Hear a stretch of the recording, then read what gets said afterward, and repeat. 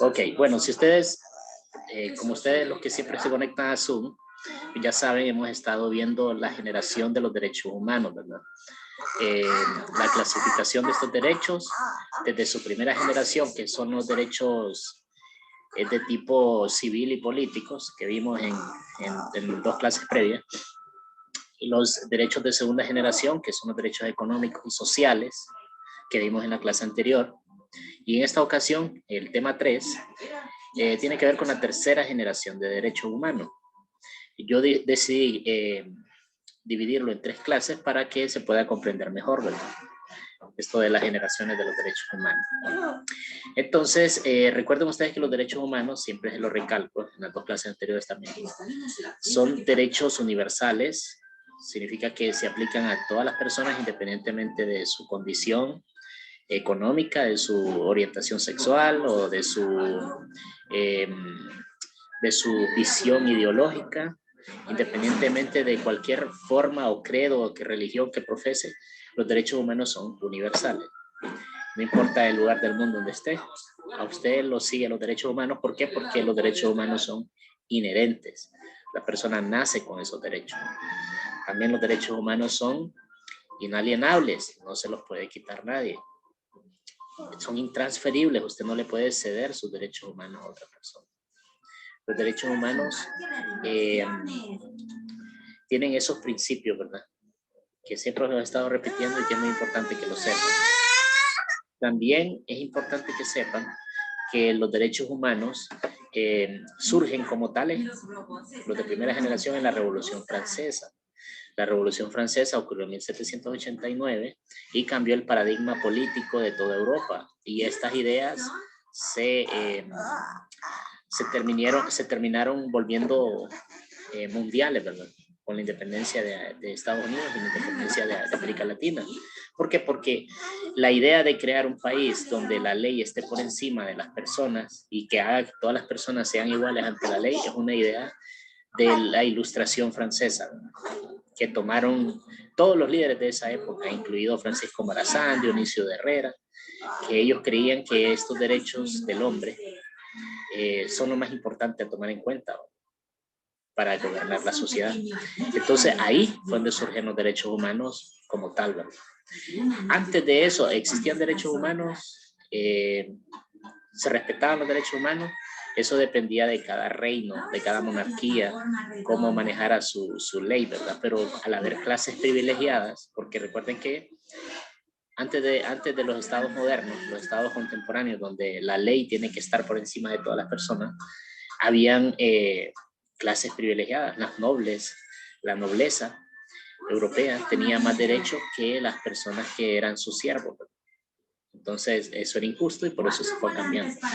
Ahora bien, los de segunda generación, les dije yo que son los derechos económicos y sociales. Eso surge debido a la organización obrera que la causa la misma explotación de la revolución industrial. La revolución industrial ocurrió en Inglaterra en el siglo XIX y la revolución industrial se debió al avance tecnológico de la máquina, del invento de la máquina de vapor y al montaje de fábricas donde hacían las cosas de forma masiva.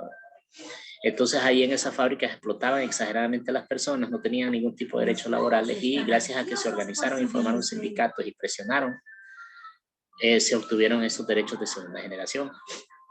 Ahora vamos con los derechos de tercera generación. Es necesario que dé esta introducción para entenderle la lógica de la historia de los derechos humanos y de cómo se ha venido desenvolviendo y llegando a donde estamos. Bueno, los derechos humanos de tercera generación también son conocidos como derechos de los pueblos o también conocidos como derechos de solidaridad. Así se les conoce.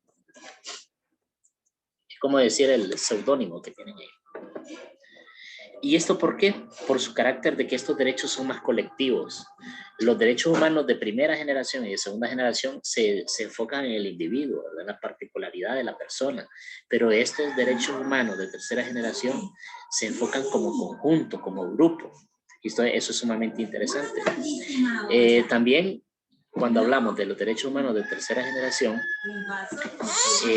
hablamos de que a partir de los años 70 se promovieron. O sea, estamos hablando de que son derechos bien nuevos. Estamos hablando del siglo pasado. En el siglo pasado se empezaron a promover. ¿Por qué? Porque es necesario elevar el progreso social y promover el nivel de vida de todos los pueblos, no solo de unos pocos. En la historia de la civilización humana, siempre han habido unos pueblos que son hegemónicos, que dominan a otros y son los que obtienen el mejor nivel de vida. Pero los derechos humanos de tercera generación buscan que en el mundo haya más equidad y que todos los pueblos puedan acceder a un nivel de vida digno. Que no se justifique que los europeos, por ejemplo, saquen los recursos económicos de los africanos o de nosotros los latinoamericanos, sino que nos tratemos con respeto diplomático y como personas todos, ¿verdad? Sin racismo y sin menosprecio.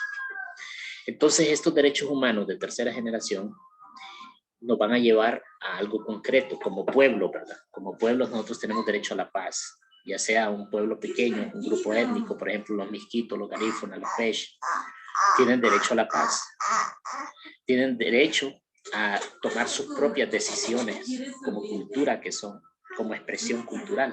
Eso se llama derecho a la autodeterminación. En conjunto como país también tenemos ese derecho a la autodeterminación. ¿Qué significa eso? Que si nosotros no estamos de acuerdo con seguir teniendo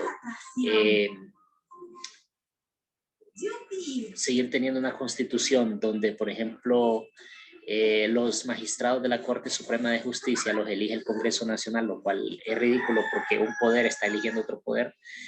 Si nosotros nos cansamos de eso y decimos, nosotros como hondureños ya no queremos hacer esa elección así, lo vamos a hacer de forma directa con la gente que le salga una papeleta, que van a ser los jueces. Entonces, si se toma esa decisión, no puede venir Estados Unidos a decirnos nada, ni puede venir El Salvador, ni en otro país, porque nosotros como hondureños lo decidimos. Ese es el derecho a autodeterminación. Si nosotros como hondureños, las autoridades que nos representan, deciden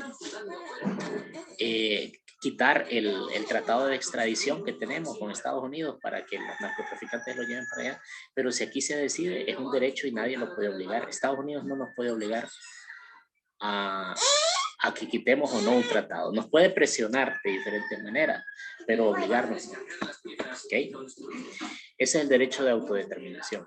Luego vendría el derecho al medio ambiente sano, que este derecho surge también el siglo pasado, ya a mediados del siglo pasado, por la alarmante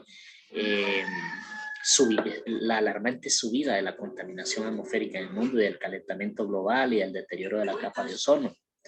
Temas que ustedes los ven en la clase de ciencias naturales y que todavía se siguen debatiendo en los países si van a tomar medidas para evitar la contaminación, para evitar el uso de bolsas plásticas en los supermercados, etc. Eso es un debate actual. ¿Por qué? Porque tiene que ver con intereses económicos. Entonces muchas empresas no van a querer que se hagan leyes que afecten sus intereses, aunque beneficien al medio ambiente. E incluso se llega a asesinar a personas que defienden el medio ambiente. El mejor ejemplo de aquí en Honduras lo tenemos con Berta Cáceres, ¿verdad? Que ella, por andar exigiendo el derecho a cuidar el medio ambiente y a no contaminar los ríos del país, no vender los bosques y afectar a otros grupos más pobres, entonces la terminaron matando, ¿verdad? ¿Quiénes la mandaron a matar? Empresarios que tenían intereses económicos fuertes ahí en la zona y que a ellos no les importa el medio ambiente, les importa el dinero. Entonces, este derecho al medio ambiente sano es sumamente importante, es sumamente relevante y urgente. Lo que pasa es que en el mundo hay muchas empresas multinacionales y nacionales que luchan por hacer más dinero a costa de cualquier cosa, no importando que sus hijos después no van a respirar aire puro o de que van a tener agua contaminada. Mientras tengan ellos un montón de dinero, no ven los problemas que se ocasionan. Entonces, por eso, a través de la Organización de Naciones Unidas se lucha porque tengamos ese derecho al medio ambiente sano. ¿Okay? Y el otro derecho es el derecho a la planificación familiar. El derecho a la planificación familiar se ve como un derecho a que la familia pueda ser instruida en el uso correcto de los métodos de planificación familiar. ¿Por qué? Porque se ha demostrado que hay una relación entre las sociedades empobrecidas, las sociedades pobres, y el poco control de la natalidad. ¿Qué significa eso? Que a veces en las sociedades más pobres es donde más hijos tienen la gente pobre y eso genera un círculo de más pobreza. Entonces el derecho a la planificación familiar es llevarle información, llevarle métodos a estas personas para que cambien ese estilo de vida que hace que se vuelvan cada vez más pobres y que la pobreza se esté reproduciendo. Cuando hablamos de la planificación familiar, hablamos de métodos de planificación familiar que tendrían que estar accesibles en todos los países del mundo. Ahora bien, ¿hay alguna pregunta hasta aquí para hacer una pausa? Porque me interesaría que ustedes opinaran algo al respecto. Entonces voy a activar el micrófono. Pregunto, por ejemplo, Ashley, no sé, Anthony, Genesis, ¿tienen alguna duda? Suheiri, no tengan miedo a hablar, si estamos en clase como que estuviéramos en el aula y yo les pregunto, ¿tienen alguna duda o tienen algo que agregar? No. Una.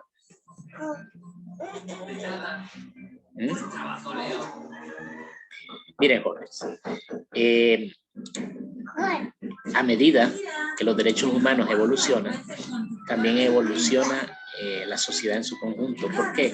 Porque la lógica de los derechos humanos, la idea de que existan derechos humanos, es que el humano cada vez desarrolle su potencial de forma que beneficie a la colectividad, de forma que nos hagamos como humanidad cada vez más humanos. Suena redundante, suena raro, pero es que a veces los seres humanos no nos comportamos como humanos y eso es porque no se aplican los derechos.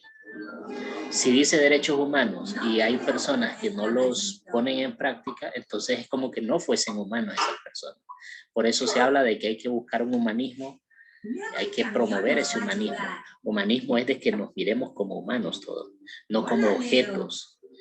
¿Por qué? Porque, por ejemplo, en el caso de los derechos del medio ambiente, a los empresarios solo nos interesa vernos como objetos que producen dinero y no como seres humanos que sufrimos las consecuencias de la contaminación. Y así en todos los ámbitos de la vida. Los derechos humanos nos hacen que seamos más empáticos, que nos preocupemos por los demás y no solo por nosotros mismos, porque al final nos conviene a todos. No es una cuestión de regalarle nada a nadie. Con los derechos humanos simplemente se le respeta su dignidad humana a la persona. Entonces estos derechos humanos surgieron como consecuencia de la aparición de las nuevas tecnologías. Estas nuevas tecnologías que hacen que tengamos, por ejemplo, celulares accesibles. La tecnología llega a más personas cada vez, pero ustedes sabían que uno de los minerales necesarios para crear los celulares es el famoso coltán. Coltán se llama. Es un mineral raro, escaso, que casi solo hay en África. ¿Okay? Y ahí donde extraen el coltán trabajan niños menores de edad, están siendo explotados, no hay derechos humanos laborales ahí. ¿Y para qué? Para que nosotros tengamos un celular barato, relativamente barato, accesible. Explotan un montón de menores de edad en África. ¿Okay? Y en muchas fábricas del mundo. Entonces, los derechos humanos no deben permitir eso. No se debe permitir de que para beneficiar a un grupo se perjudique a otro, ¿no? Entonces tiene que haber esa justicia. Tarde o temprano en el mundo se tiene que ir abriendo paso a esa mentalidad más humanista. ¿Por qué? Porque nosotros podemos tener tecnología, pero si no tenemos el respeto a los derechos humanos, somos como ignorantes con tecnología. Y eso no tiene sentido, ¿verdad? Sí, debemos de ir desarrollándonos al mismo tiempo la tecnología. La tecnología va avanzando, los derechos humanos deben ir avanzando a la par. ¿Por qué? Porque la tecnología puede ser usada para lo bueno como para lo malo. ¿Okay? Entonces tiene que haber una fortaleza moral que equilibre el desarrollo tecnológico. Entonces el derecho a la paz, más que todo cuando hablamos del derecho a la paz, el derecho a vivir en paz, ¿verdad? A ser libres las personas, de vivir sin guerras, sin destrucción. Ustedes saben que en el mundo casi nunca hay paz. Siempre hay un lugar en el mundo donde hay una guerra. Ahorita, por ejemplo, está en guerra Israel con Palestina. Se están tirando bombas y quienes mueren son los niños, los ancianos, las mujeres. Gente que no tiene nada que ver termina siendo la perjudicada. Y lo que motiva esa guerra es la ambición de poder y de dinero. ¿Okay? Entonces, lastimosamente, mientras no haya paz, los que más sufren son los desposeídos y las personas más vulnerables. En el derecho de los pueblos a la autodeterminación, como les dije, es esa capacidad que vamos a tener todas las naciones de decidir su propio destino, de decidir hacia dónde va el país, de tener su propia visión. Entonces, ese derecho de la autodeterminación también, como les decía, se aplica a los grupos pequeños dentro de ese país. Por ejemplo, a los tahuacas, a los pech, a los tolupanes, que ellos tengan derecho a decidir su destino. Que nadie los coayude, que nadie los obligue. Esa es la finalidad. Y en cuanto al derecho al medio ambiente sano, todos nosotros sabemos que, por ejemplo, Tegucigalpa es un lugar donde no disfrutamos de un medio ambiente sano, donde el aire está bien contaminado, porque los vehículos no le dan mantenimiento, tiran una gran cantidad exagerada de monóxido de carbono.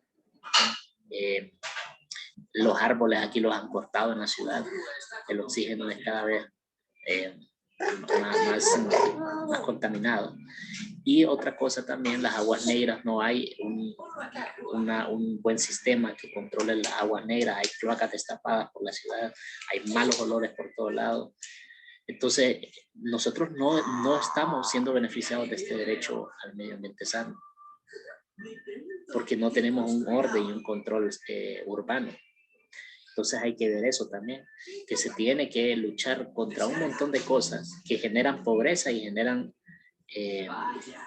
contaminación. Por lo general, donde hay pobreza hay contaminación. Eso es bien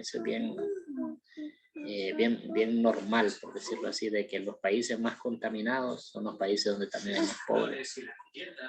Ahora bien, la educación es lo que hace la diferencia en todo esto. Porque si nosotros sabemos que el medio ambiente es lo que nos sostiene, que nos da vida, el agua y el aire, ¿cómo usted va a ir a envenenar el agua? ¿Cómo usted va a permitir que venga una empresa de Canadá, por ejemplo, a poner una minería? Usted sabe que la minería es lo que más contamina el suelo y el agua, porque utilizan químicos que son venenos, como el arsénico, como el mercurio, y lavan los metales en los ríos. Entonces las empresas mineras son las que más contaminan. Pero si nosotros somos conscientes de eso, ¿cómo vamos a permitir que vengan a nuestro país o a nuestro pueblo una minera de otro país a contaminarnos el medio ambiente y a llevarse la riqueza? Entonces ahí es donde como grupo, como colectivo, uno tiene que reclamar, tiene que exigir de que no se den esas cosas. Ahora, el derecho a la planificación familiar va de la mano del derecho a la educación sexual. Y es que el derecho de la educación sexual muchas veces se le priva al estudiante de ese derecho por cuestiones de prejuicios religiosos o por cuestiones de malos entendidos, ¿no? Pero la educación sexual es importante desde el preadolescente, que entienda la responsabilidad de las relaciones sexuales, las consecuencias de tener relaciones sexuales a temprana edad y las formas de cuidarse de enfermedades de transmisión sexual o de embarazos no deseados. ¿Por qué? Porque el humano es responsable de sus actos y las personas a veces buscan las salidas fáciles, por ejemplo el aborto o otras situaciones así que son salidas fáciles, pero que tienen consecuencias también, que no son buenas para ninguna persona, ni para el niño que termina siendo liquidado, ni para la madre que termina con un trauma de que liquidó a su propio bebé. Entonces no es una solución, la solución es educarnos. La educación sexual a usted le dice que usted tiene que mantenerse sin relaciones sexuales hasta que logra sus objetivos personales, logra sus estudios, logra tener un trabajo y ya tiene una madurez psicológica, una madurez biológica y también tiene una estabilidad económica que le permite entonces ya tener una pareja y crear un hogar. Porque el objetivo de la sexualidad es ese: llegar al matrimonio, tener un hogar, tener hijos y reproducir la especie. Ese es el objetivo fundamental. ¿Y qué pasa? Que como hay tanta desinformación y hay tanta cosa en las películas, en las novelas, en las redes sociales, que hay tanta estimulación erótica y todo, que el joven piensa que si él no tiene relaciones sexuales temprano, está fuera de moda, es anticuado, es aquí, es allá, pero todo eso son como un lavado de cerebro que los medios le hacen a los jóvenes. Pero en la realidad, lo que hacen es meterlo a problemas. Un joven que no tiene trabajo, obviamente, que no se vale por sí mismo y por tener relaciones sexuales a temprana edad, le pegan el SIDA o embaraza a una persona, a una mujer, crea una serie de problemas que le van a cambiar la vida totalmente. Entonces, por eso es que hay que ser más inteligente y sobre todo en nuestras sociedades, las mujeres, las niñas, las adolescentes tienen que cuidarse más porque son las que llevan a de perder más que el hombre. ¿Por qué? Porque hay un machismo colectivo que acepta a que los hombres les otorgue a los hombres privilegios y a las mujeres no. A la mujer es la que le va a tocar cargar con la responsabilidad si no se cuida. Entonces, por eso es que la mujer tiene que ser más inteligente que el varón para cuidarse, porque al final hay tanta manipulación que le dicen a ustedes las muchachas que le den una prueba de amor, que le demuestre que realmente ama a la persona a través de las relaciones sexuales y eso es falso. Y si usted entiende que eso es falso, que así no se prueba el amor, entonces va a salir bien librada. Pero si usted es una persona que no tiene orientación ni educación sexual, va a terminar metiéndose en problemas, va a terminar perdiendo el objetivo, sus metas. Y al final, también los padres, las madres, son las que terminan criando a esos niños y les complican la vida a sus papás. Entonces es un círculo, como les decía, donde se genera más pobreza, donde se generan más problemas.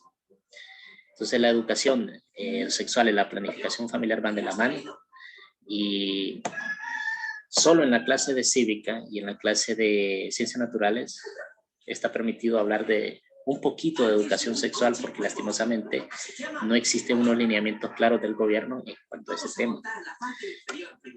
Y hay gente que está luchando para que sí exista una educación sexual más clara, más definida y que se haga incluso desde la escuela para que los niños vayan entendiendo cuál es el objetivo y la responsabilidad en esos temas. Ahora bien, con respecto a la tarea, la asignación que ustedes tienen que hacer es un mapa conceptual así como este ejemplo que les hago aquí, donde ustedes van a poner derechos humanos de tercera generación y me van a poner aquí el derecho a la paz, derecho a un medio ambiente sano y el derecho a la planificación familiar. ¿Con qué? Como es mapa conceptual, tienen que definirlo en cada uno. Es sencillo. Entonces, ¿alguien tiene alguna pregunta sobre la asignación? Que lo diga ahora. Sobre los 3 derechos que hay que poner, profe. Son derecho a la paz, el primero. El derecho al ambiente sano y a la planificación familiar. Ok, gracias. Bueno, entonces si no hay nada más que decir, recuerden que las tareas siempre hay que mandarlas los jueves al grupo de 7 a 10. Cuando usted manda una tarea en privado no se la reviso porque los mensajes se van perdiendo ahí en privado, mientras que los mensajes de las tareas cuando quedan en el grupo yo las reviso siempre y estoy viendo que hay mensajes nuevos. Entonces la tarea hay que mandarla al grupo, no en privado.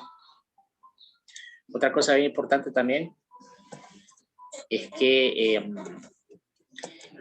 de noveno tengo muy buenos trabajos, me gustaron muchas portadas que me mandaron, las portadas que hicieron del parcial, muy bonitas, muy geniales, y casi todos cumplen, todos los felicito, ¿verdad? Porque son un grupo muy cumplidor, muy responsable, quiere decir que sus papás también se merece que los felicitemos porque están pendientes de ustedes. En la clase, el video lo voy